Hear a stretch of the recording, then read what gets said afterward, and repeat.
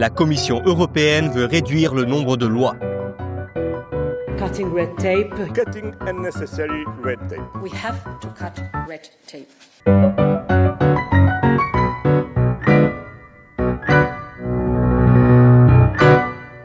Dans son 4e paquet Omnibus, une nouvelle série de propositions pour simplifier la législation, Ursula von der Leyen dit vouloir rendre les règles de l'UE plus simples pour les entreprises. Et maintenant, c'est le règlement général sur la protection des données, le fameux RGPD, qui attire toute l'attention.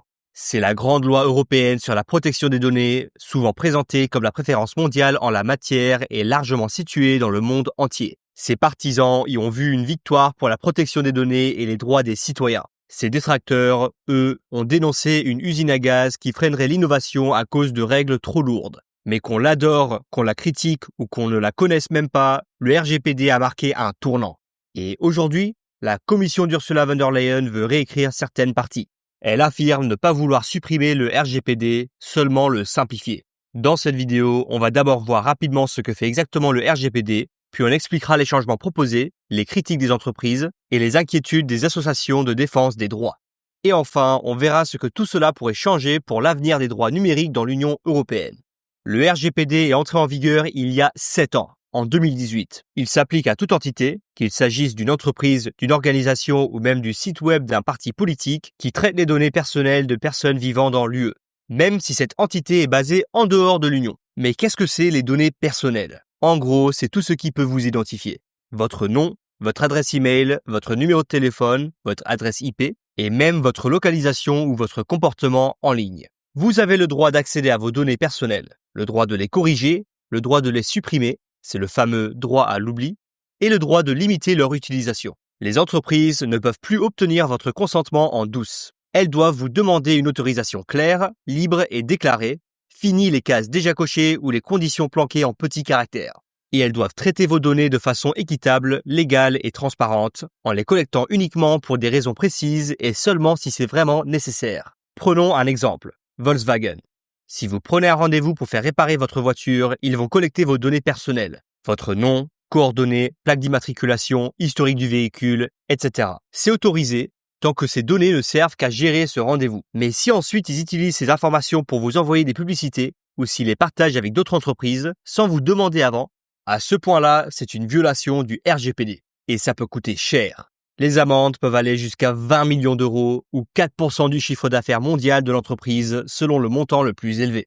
Alors, qu'est-ce que Ursula prévoit de changer ? Commençons par les obligations en matière de tenue de registre. Aujourd'hui, les entreprises de moins de 250 salariés, donc les PME classiques, sont généralement exemptées de l'obligation de tenir un registre détaillé sur la manière dont elles traitent les données personnelles, sauf si elles utilisent ces données d'une manière considérée comme risquée.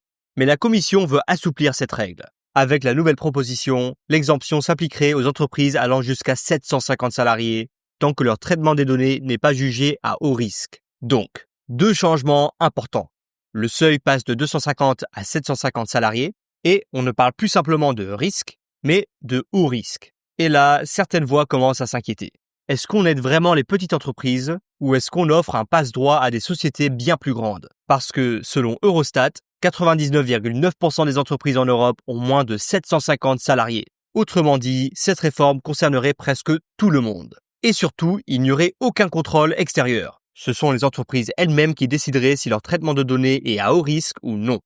En gros, elles pourraient interpréter la règle comme bon leur semble. Alors, pourquoi ces changements ? La Commission affirme que cette simplification vise à alléger la charge pesant sur les petites entreprises. L'idée, selon elle, c'est que les PME n'ont plus à tenir des registres détaillés, elles passeront moins de temps sur la paperasse liée à la conformité et pourront se concentrer sur l'essentiel, faire tourner leur activité et rester compétitives. Combiné à d'autres mesures de simplification, la Commission estime que cela pourrait permettre aux entreprises européennes d'économiser environ 400 millions d'euros par an en coûts administratifs. Mais plus de 120 entreprises, organisations de la société civile et experts des droits numériques affirment qu'il n'existe aucune preuve solide et indépendante pour justifier ces changements. Beaucoup d'entreprises et de délégués à la protection des données ne veulent pas que le RGPD soit rouvert. Selon eux, des règles comme la tenue de registre les aident justement à rester dans les clous. Changer les règles maintenant créerait ce que Bruxelles appelle une insécurité juridique. Ce qui est une mauvaise nouvelle pour les petites entreprises qui ne sauraient plus si elles respectent la loi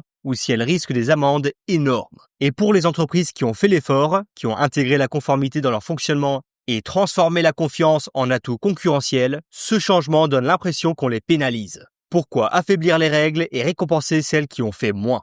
En résumé, des règles claires, c'est une concurrence équitable et une innovation plus sûre. Et puis, il y a les organisations de la société civile qui alertent sur les conséquences négatives, notamment pour nous, les citoyens, dans notre vie quotidienne de plus en plus numérique. Leur argument principal, les risques et les dommages ne diminuent pas avec la taille de l'entreprise. Les réformes allégeraient les exigences pour les petites entreprises, mais même une start-up de 5 personnes peut collecter, vendre ou divulguer des données sensibles et causer de graves dommages. Dans le monde numérique, la taille de l'entreprise ne détermine pas toujours l'impact. Les droits des personnes ne devraient pas dépendre de la taille de l'entreprise, mais uniquement de la manière dont leurs données sont utilisées. S'agit-il vraiment de simplification ou bien d'une capitulation face aux pressions ? Les lois sur la technologie sont parmi les plus ciblées par le lobbying dans l'UE. Et en coulisses, de nombreux acteurs industriels, grandes entreprises tech et intérêts étrangers poussent pour avoir des règles plus souples, souvent au nom de l'innovation. Et enfin, les experts mettent en garde une boîte de Pandore. Une fois qu'on rouvre une loi comme le RGPD, il devient plus facile de l'affaiblir encore davantage. Ce qui commence comme une simplification peut finir par vider de sa substance l'une des lois européennes les plus fortes en matière de droit numérique. Et ce n'est pas seulement le RGPD. L'UE a déjà abandonné le règlement de e-privacy, supprimer les règles de responsabilité sur l'IA et proposer de réduire plusieurs autres lois sur l'environnement et la responsabilité des entreprises. D'autres reculs sont à venir, y compris des discussions pour retarder la loi sur l'IA, qui a pourtant demandé des années de négociations. Ce n'est pas juste un ménage, c'est une vague de déréglementation. Ou, comme le dit la Commission, un effort de simplification sans précédent. Au lieu d'affaiblir le RGPD, de nombreuses entreprises, experts et organisations de la société civile estiment que l'UE devrait faire appliquer les règles existantes et mieux accompagner les petites entreprises pour les aider à s'y conformer. Alors, que va-t-il se passer maintenant ? La Commission européenne a proposé ces changements et la balle est désormais dans le camp du Parlement européen et du Conseil de l'UE. Ils vont en discuter, apporter des modifications et, si le soutien politique est suffisant, peut-être adopter ces nouvelles règles. Et vous, qu'en pensez-vous ?